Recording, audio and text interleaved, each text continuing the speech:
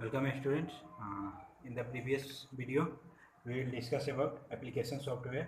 ठीक है, application software required for any specific task on the computer. ठीक है, software required for do any specific task on the computer. ठीक है, किसी specific मतलब किसी एक पर्टिकुलर काम को करने के लिए जो सॉफ्टवेयर रिक्वायर्ड होती है उसे एप्लीकेशन सॉफ्टवेयर बोलते हैं। जैसे किसी एप्लीकेशन को रन करना, ठीक है, mainly.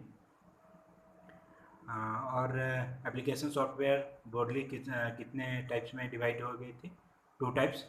First is generalize software and second is customized software packages. Okay, generalize software मतलब सामान्य सॉफ्टवेयर्स जो मतलब हमेशा यूज होते हैं, ठीक है, उनके बारे में है।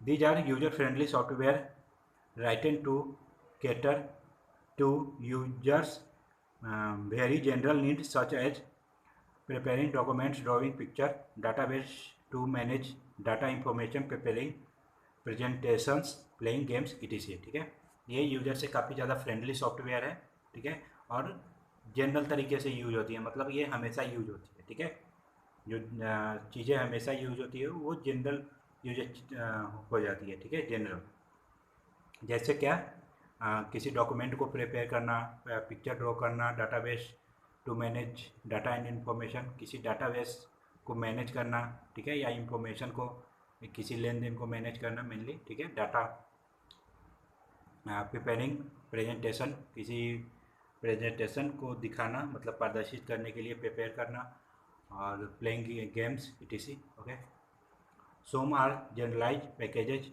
आर लिस्टेड करो। कुछ जनरलाइज पैकेजेस सॉफ्टवेयर नीचे लिस्टेड किए गए, उनके बारे में।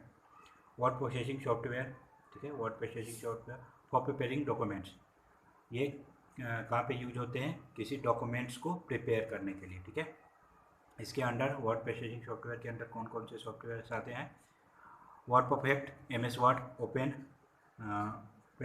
Office, writer etc.. Okay, word processing software किस काम के लिए यूज किए जाते हैं? किसी डॉक्यूमेंट को तैयार करने के लिए। इसके अंडर कौन कौन से सॉफ्टवेयर्स वर्क करते हैं? Word perfect, MS word, open office, writer. Okay, spreadsheets, okay, data analysis, मतलब ये किसी डाटा को एनालाइज करने में होती है। जैसे अगर कोई डाटा है, जैसे बिहार की लिटरेसी रेट को लिया जाए, ठीक है, बिहार की लिटरेसी मतलब साक्षरता दर को, तो अगर अभी 2020 में वो 50% है और 2015 में अगर वो 2015 में भी 30% थी, तो जिस हिसाब से वो इंक्रीज हुई, ठीक है, उसको आगे मतलब कैसे फिर मैनेज किया जाए 2025 में वो 25 में वो कैसी होगी, कितनी होगी, ठीक है, या किसी के हिसाब को लेन देन करने के लिए डाटा एनालिसिस, जैसे आपके स्कूल में भी होती है आपके फ़ी को लेकर। ठीक है, आप इस मंथ कितना दे रहे हैं, नेक्स्ट मंथ कितना दे रहे हैं, आपकी पिछले ही जो बाकी थी वो कितनी थी, ठीक है, उन सबको मतलब ये एक डाटाबेस होते हैं। डाटा मतलब कोई नंबर, स्पेसिफिक नंबर होते हैं, उससे उसको एनालाइज करते हैं। ठीक है, एनालिसिस। इसके लिए कौन कौन से सॉफ्टवेयर यूज होते हैं?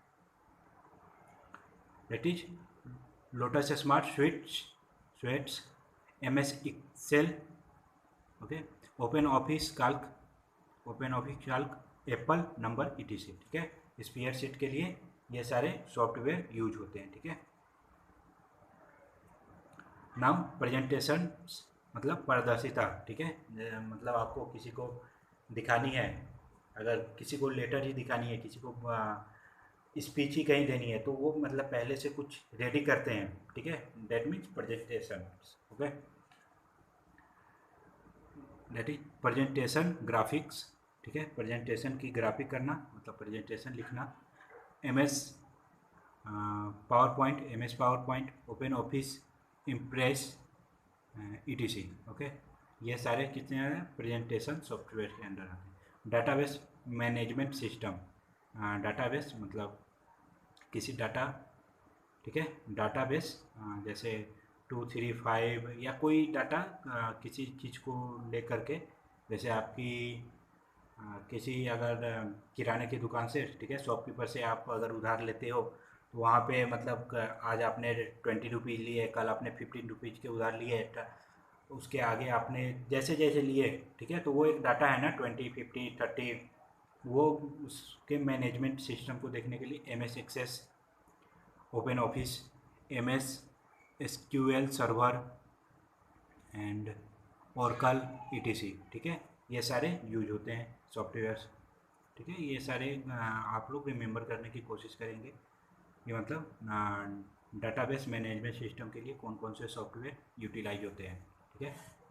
ग्राफिक टूल, ठीक है, सॉरी ग्राफिक टूल्स, ठीक है, मतलब किसी चीज़ को लिखने के लिए, ठीक है, ग्राफिक लिखित करने के लिए tools, that is PaintShop Pro, Adobe Photoshop, Illustrator, okay, Illustrator ETC, ये सारे किसी चीज़ को ग्राफिक करने के लिए, वहाँ पे कुछ लिखने के लिए सॉफ्टवेयर्स यूज होते हैं, ठीक है। यार MS एक्सेल पिक्चर, ठीक है, आप MS एक्सेल कंप्यूटर में जाके सर्च करके वहाँ से कर सकते हैं, ठीक है। इलस्ट्रेटर एंड एडोब फोटोशॉप, ठीक है, एडोब फोटोशॉप, यहाँ से पिक्चर कर सकते हैं, आप एडिट कर सकते हैं या कुछ लिख सकते हैं, ठीक है। Maintenance, any software whether it is BIOS software or operating software or application software consists of instruction written by programs, ठीक है। Specific programming language are used to build each software, ठीक है।